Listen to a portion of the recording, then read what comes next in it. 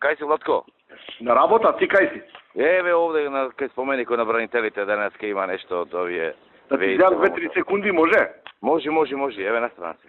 Значи, види вака, сега кај мене е Силјан. Добро? Ми кажа дека имало некоја можност, не знам ти веројатно подобро знаеш пошто си од таму, имало една група на луѓе што живееле на улица Гоце Делчев во Кравари. Добро? И тие исто така можеле да гласаат и на улица Гоце Делчев, ама во Гини Мале, во Битола.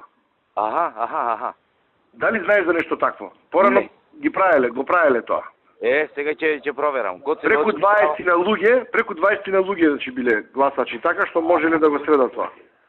Ова, значи една жена таму што ја знае овој, како го викаат, Силјан. Добро? Таа на последните избори преку 20 однес, значи појќе од 20 се таму. А чекај, тие, Владко, контра нас гласат? Не бе за нас гласат? Па не одат и таму дешо?